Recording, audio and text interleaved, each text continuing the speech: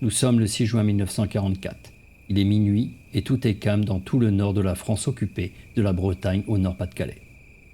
Les occupants, depuis 2 heures, voient passer les habituels avions des Alliés allant bombarder l'arrière-pays comme ils le font depuis plus de 6 mois.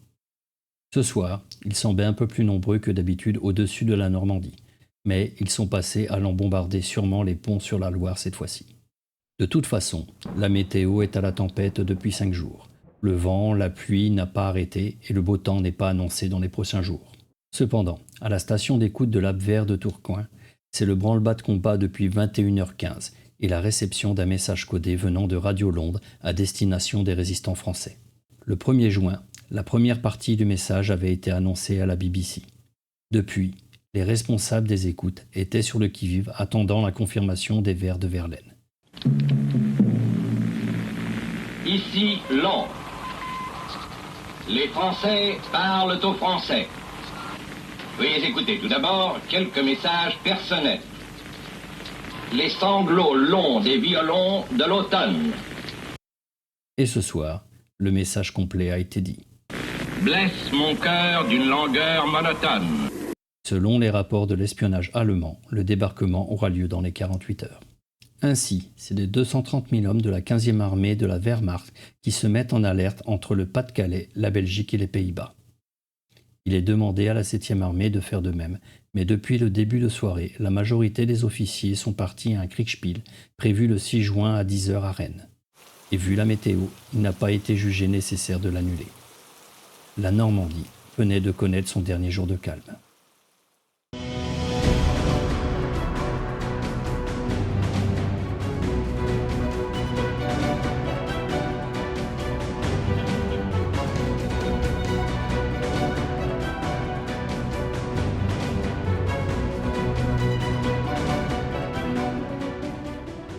Avant de nous plonger dans cette nuit du 6 juin 1944, je vais vous présenter le partenaire de cette vidéo.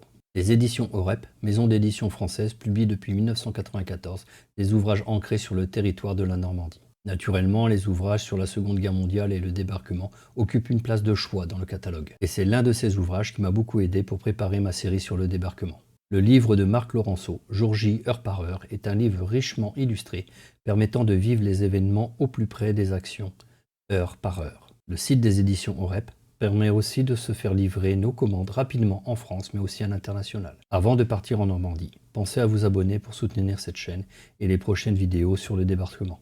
N'hésitez pas à laisser un commentaire sur la vidéo. Aujourd'hui, nous sautons sur le Cotentin.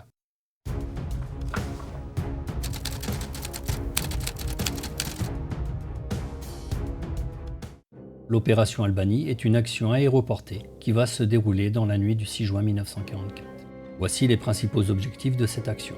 La première mission est la sécurisation de tout le flanc des plages du sud-est du Cotentin et ainsi garantir à la 4e division d'infanterie un débarquement naval simplifié.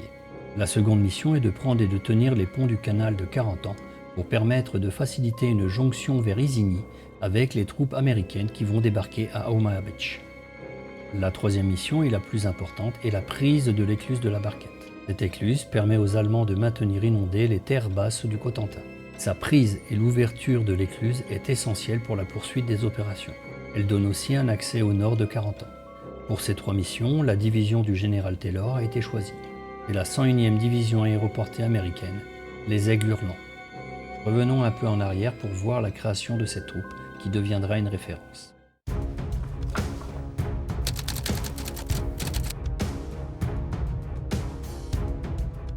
La 101e division aéroportée est une division d'infanterie légère spécialisée dans les opérations aéroportées associée à l'armée de terre américaine. Créée durant la Première Guerre mondiale comme unité de réserve, elle ne sera jamais envoyée en Europe. Après-guerre, elle est intégrée à la Garde nationale des États-Unis. C'est après l'entrée en guerre des États-Unis fin 1941 que la création de plusieurs troupes parachutistes devient nécessaire. La première division de parachutistes américaine est la 82e division aéroportée. Nous aurons l'occasion de parler d'eux avec l'opération Boston. La 101e a un démarrage chaotique. Elle est même, durant le mois d'août 1942, démantelée durant une semaine. Les besoins sont pourtant là. Et c'est donc avec le transfert de cadres de la 82e division aéroportée qu'est créée la 101e division qui devient airborne à ce moment-là. C'est avec de nouvelles recrues et de nouveaux cadres que l'entraînement commence dans des camps comme le camp Tocoa de l'État de Géorgie. En août 1943, la division est transférée en Angleterre, où elle va continuer son entraînement intensif. La 101e division aéroportée a deux composantes majeures. Les PIR, Parachute Infantry Regiment, qui sont largués à partir de C-47 sur les zones à prendre, environ 6000 hommes, et les GIR, Glider Infantry Regiment, qui sont les troupes plus lourdes portées par planeurs au sol, d'environ 4000 hommes. Les autres composants sont des supports aux troupes d'infanterie comme les bataillons d'artillerie, celui de défense aérienne, de génie ou médical. Mais avant toute intervention, le bataillon des éclaireurs doit prendre le terrain pour sécuriser les zones de largage prévues.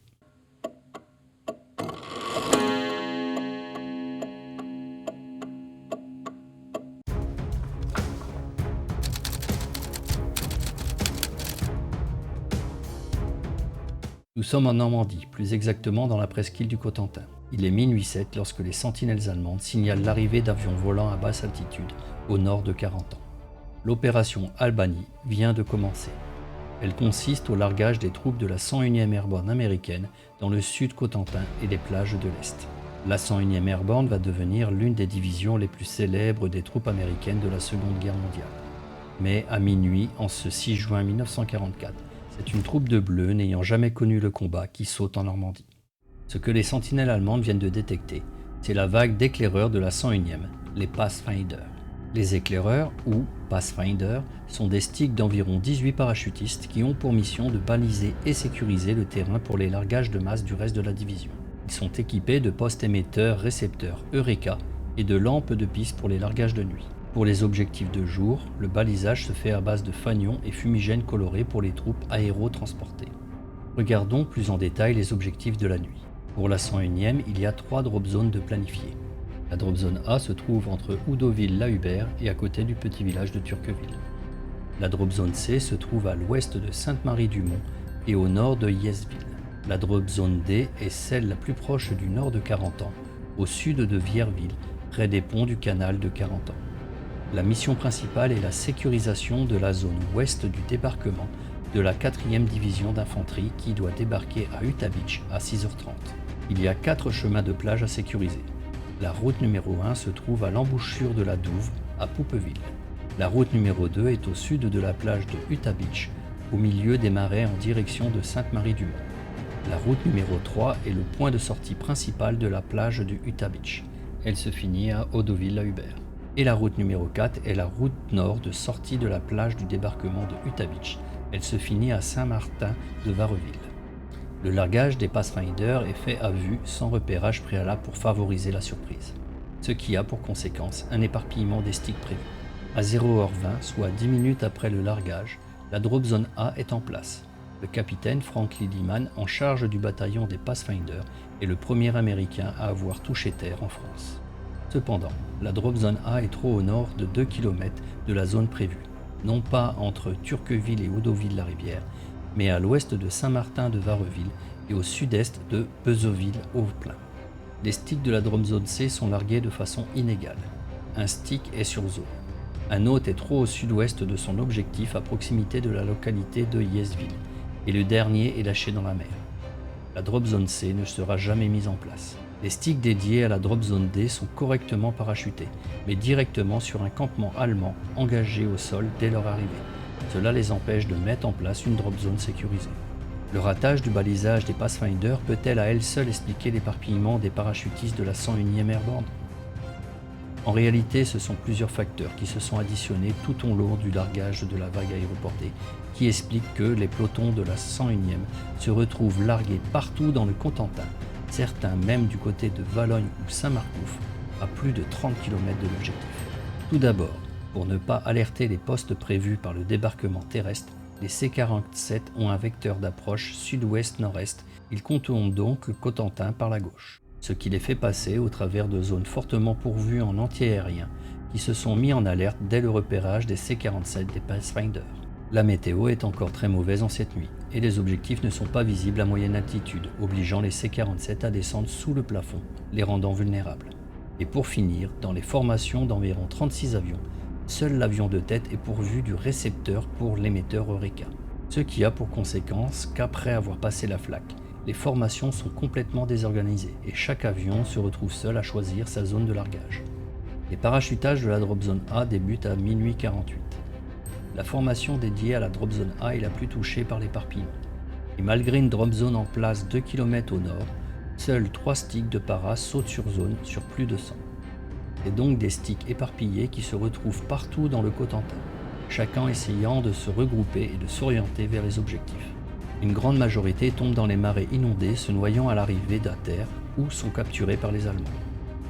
Le 377 PFAB, le peloton d'artillerie parachutiste, rencontre les plus mauvais résultats de largage avec un seul obisier de disponible et 52 des 54 sticks largués au-delà de 5 km et jusqu'à 32 km de la Drop Zone A. Les parachutages de la Drop Zone C débutent à 1h20. Le premier bataillon du régiment 506e est le seul à arriver sur la Drop Zone C non balisée. Le deuxième bataillon du régiment 506e est largué en pleine zone de la 82e à l'ouest de Sainte-Mère-l'Église, à plus de 10 km du point prévu. Nous aurons l'occasion d'en reparler durant l'opération Boston. Le dernier bataillon dédié à la Drop Zone C est lui éparpillé dans tout le Cotentin. Ces sticks seront engagés un peu partout au cours de la journée. Les parachutages sur la Drop Zone D débutent à 1h26 et malgré une forte flaque lors du passage dans l'ouest, 94 des 132 sticks arrivent dans la zone prévue et à proximité immédiate de la Drop Zone. À la différence des autres Drop Zones, ils sont engagés par l'ennemi rapidement, certains sticks étant éliminés avant même de toucher le sol. Les sticks se rassemblent tant bien que mal, s'associant entre eux à la faveur d'officiers ou sous-officiers plus entreprenants. Il est environ 2h du matin quand les mouvements de mission commencent. Choisis le plus mauvais temps et ils attaquent ici. Oui, en Normandie. Par un temps épouvantable.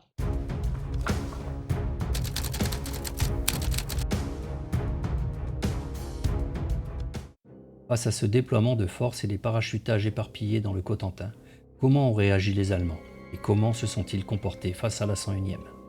Pour bien comprendre les événements, il est important de revenir quelques heures en arrière.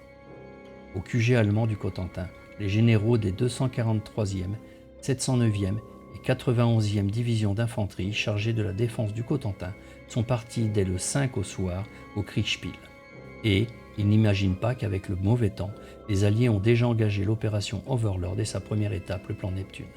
La défense du Cotentin est définie en 3 zones d'influence. Le centre du Cotentin, sur une ligne 40 ans Valognes, le long de la Nationale 13, est déployée la division la plus expérimentée, la 91e division de parachutistes, ainsi que la seule division de blindés du secteur, la 100e Panzer.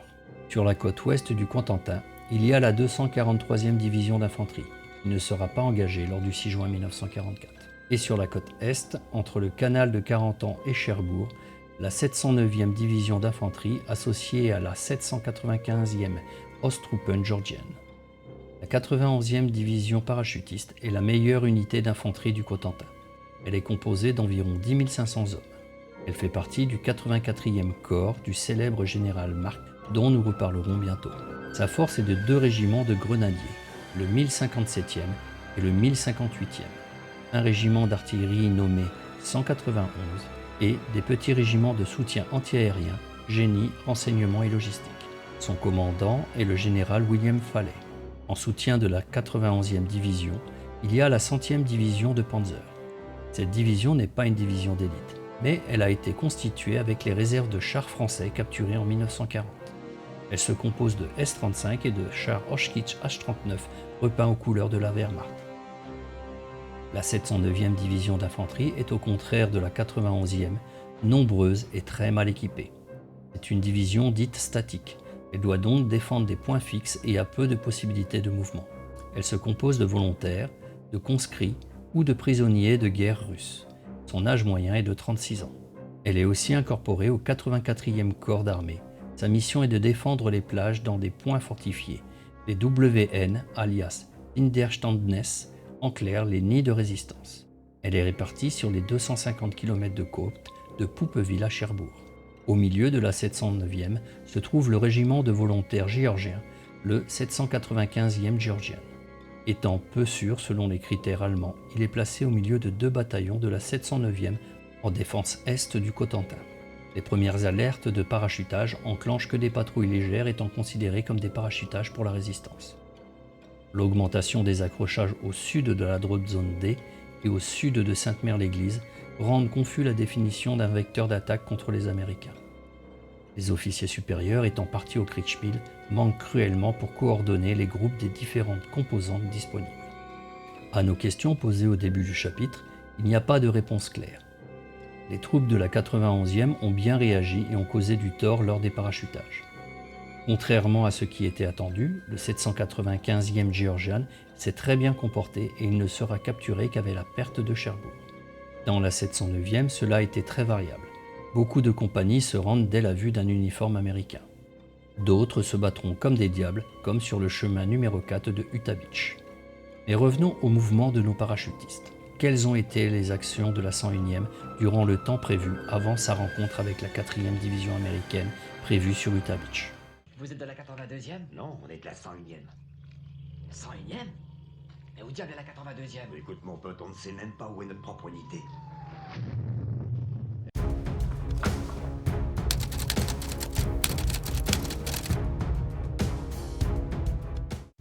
Le raté des largages fait que les hommes et les sticks se mélangent au gré des sous-officiers et officiers disponibles.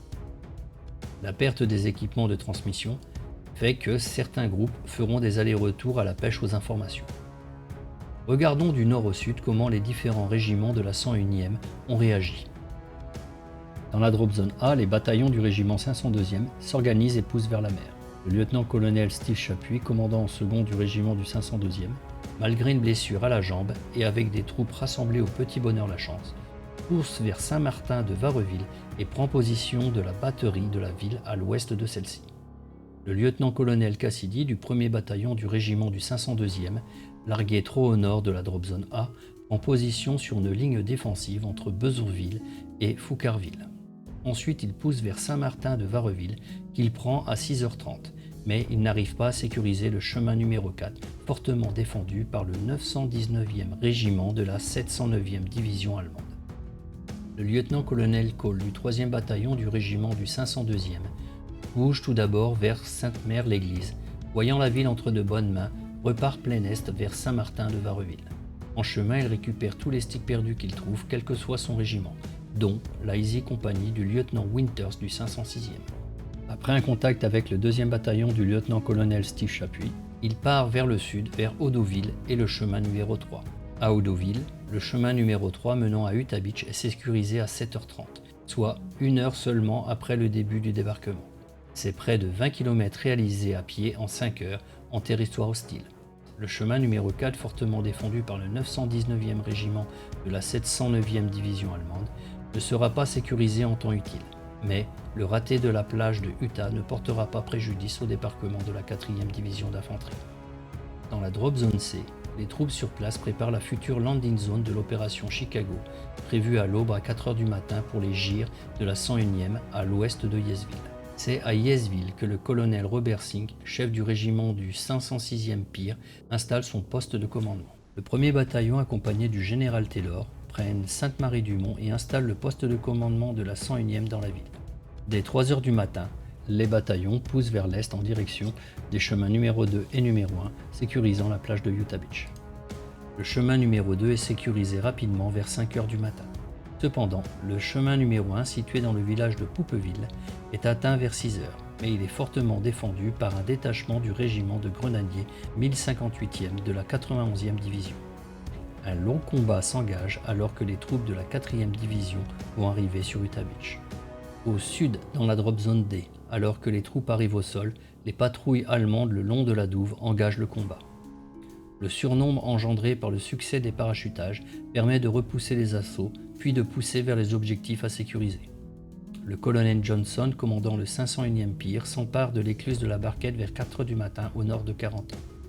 Le 2e bataillon du lieutenant-colonel Robert Ballard pousse plein ouest en direction de Saint-Côme-du-Mont. Mais la ville est bien défendue par le 3e bataillon du régiment de grenadiers du 1058e. La 101e est fixée à l'est de la route nationale 13.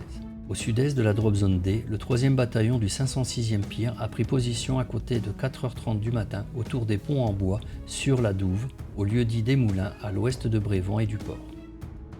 Les principaux mouvements sont terminés. Avant la conclusion, voici quelques anecdotes.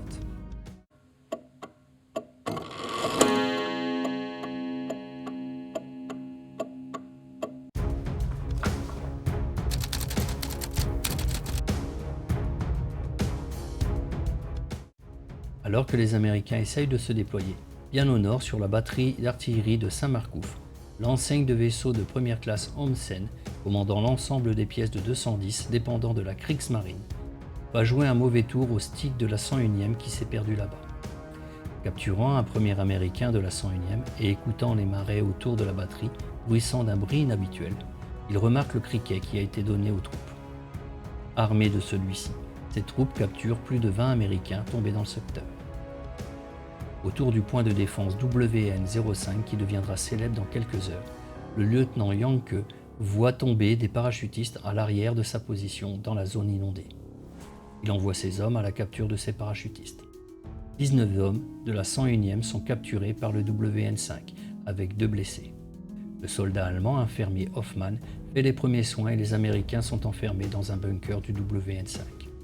Ceux-ci sont de plus en plus nerveux, demandant l'heure un peu trop souvent au bout du lieutenant. Il ne le sait pas encore, mais sa position sera centrale dans le débarquement de Utah Beach.